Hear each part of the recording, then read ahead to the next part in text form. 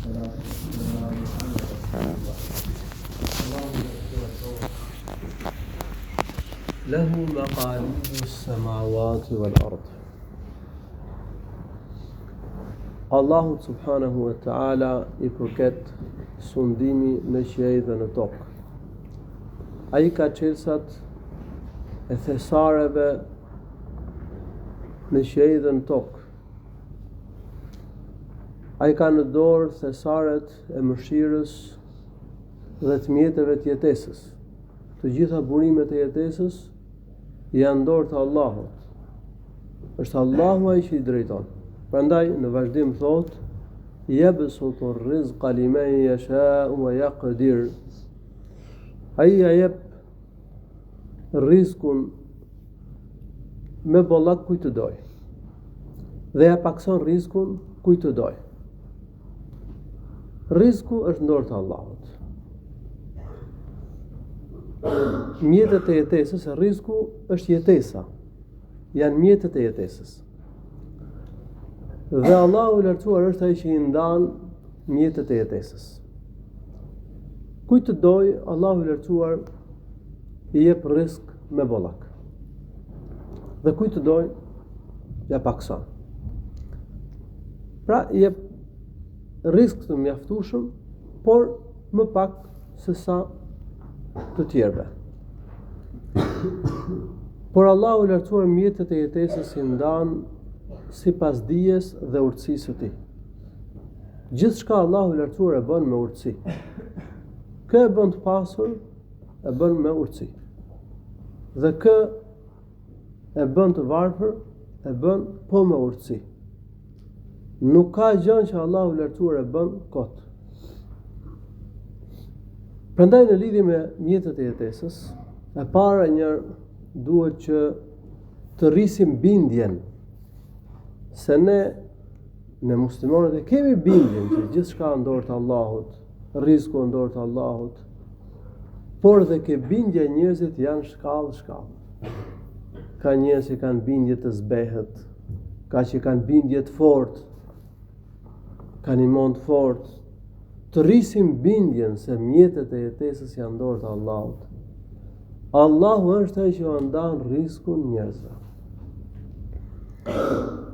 Allahu ka garantuar në Kur'an mjetet e jetesës për të gjitha qenjet e gjalla.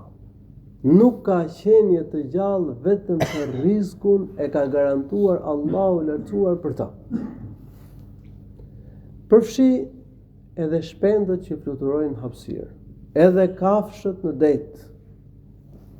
Për gjithçka Allahu ka siguruar mjetet e jetesës. Thot Allahu I lartësuar në Kur'an: "Wa ma min dabbatin fil ardi illa 'ala Allahi rizquha." Thot, nuk ka gjallësë në tokë vetëm se Allahu I lartësuar ka garantuar rrezikun e saj, ka garantuar jetesën e saj. Dhe kafshëve Allahu ka dhënë se si të mahen, se si të ushqehen. Dhe kjo është mrekulli e krijimit. Allahu subhanahu wa ta'ala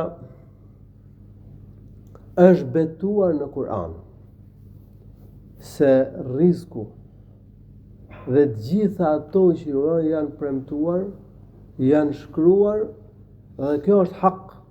Thot Allahu I lartësuar: "Wa fis samai rizqukum." Thot, në qiell është shkruar rreziku juaj, është paracaktuar. "Wa ma tu'adun", dhe gjithçka që ju është premtuar. Premtimi për shpërblim, paralajmërimi për ndëshkim, shpërblimi për veprat e mira, ndëshkimi për veprat e këqija, të gjitha këto janë shkruar, janë paracaktuar në qiell. Tek Allahu I lartësuar në Lauhul Mahfuz nuk ka gjë që nuk është shkruar, përfshi dhe rreziku, siç e përmend Allahu: "Fa wa rabbis samai wal ardi innahu la haqqun mithla ma annakum tantiqun." Pastaj Allahu I lartësuar betohet për veten e Tij të lartësuar. Thot: "Pasha Zotin e qiejve dhe të tokës."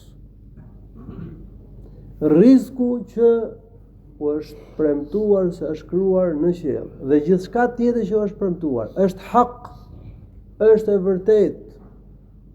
Fela tashukku fi, prandaj mos dyshoni në të. Kema la tashukkuna fima tantiqun, ashtu sikur se nuk dyshoni në fjalët që thoni. A dyshon ke fjalët që thua? Jo. Edhe ke rrezku mos ki as pak dyshim, e ka caktuar Allahu. Do të vi vetëm aq mjet e jetesës sa ka caktuar Allahu. As pak më shumë dhe as pak më pak. Është kryer. Sado që të përpiqet robi, do marr vetëm atë rrezik që ka caktuar Allahu i lartësuar. Nëse e ka caktuar Allahu që ta konsumosh një kafshat ushqim, do e konsumosh atë. Nëse se ka caktuar Allahu që ta konsumosh diçka, do shkojmë nga kjo botë pa e konsumuar atë. Ka thënë profeti sallallahu alaihi wasallam në hadith: "Innal insana la yatba'uhu rizqu kama yatba'uhu ajalu." Njeriu e ndjek e pason rrezku ashtu sikur se e pason, domethënë e ndjek exheli. Pra njeriu do t'i vinë exheli në afatin e caktuar. Zekja. Edhe rrezku do t'i vi i tërë, i gjithë rrezku që është caktuar për ta. S'ka mundësi që të jetë një pjesë rrezku e caktuar për njeriu dhe të mos i vijë atij. Kjo nuk mund të ndodhë kurrë. Profeti sallallahu alaihi wasallam një herë ka gjetë një hurmë arabie dhe e thirri një njeri, kuptoi, njëri të varfër. E thirri, ja dha këtë hurmën arabisë që ta hante. Dhe i tha: "Amma innaka law lam ta'ti la atatka." I tha, nëse ti nuk do të vije, ta mirë këtë hurmë arabie, ajo do të vinte ke ti. Se ishte rrezku i tij. Kështu që duhet kemi bindjen se rrezku është dorë të Allahut dhe të mos kemi frikë për çështjen e rrezkut.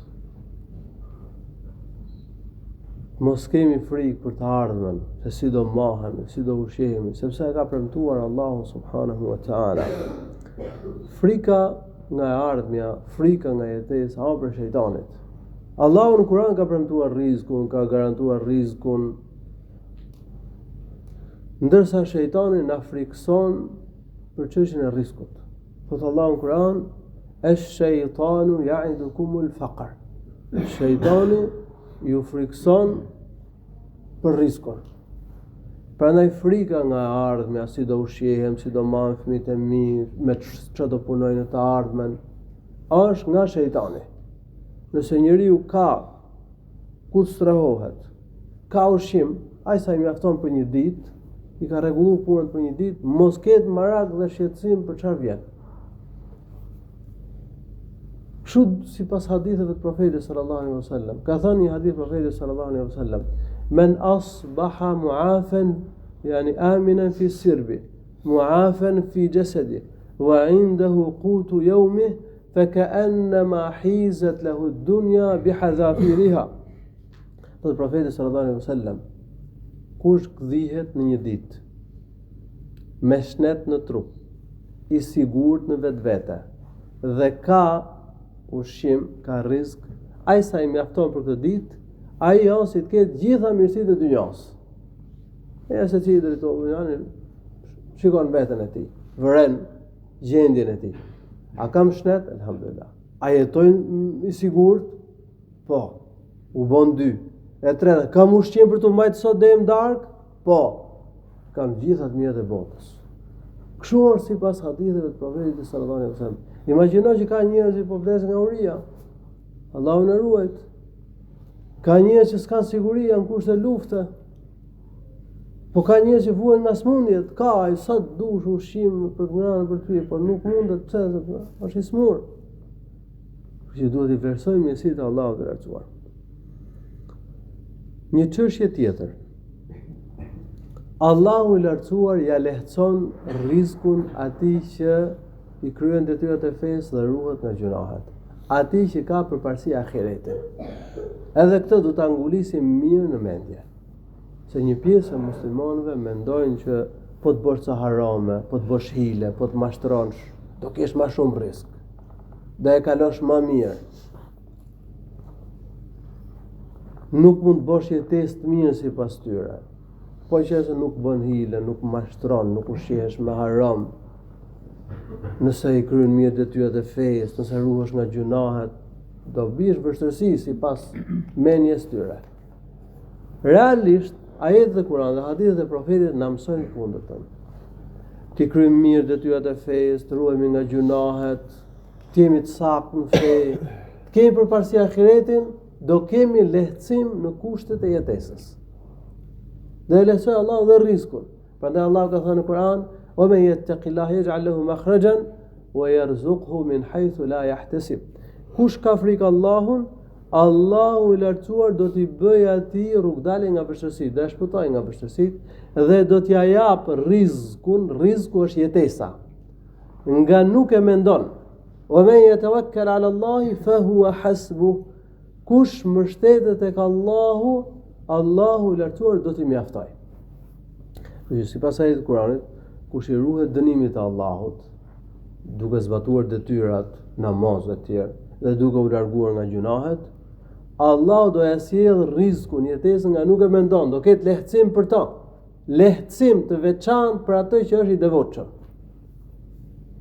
Profeti sallallahu alaihi wasallam ka thënë gjithashtu në një hadith, ka thënë një hadith: "Men ahabba an yubsata lahu fi rizqi wa yunassa lahu fi athari falyasil rahimah."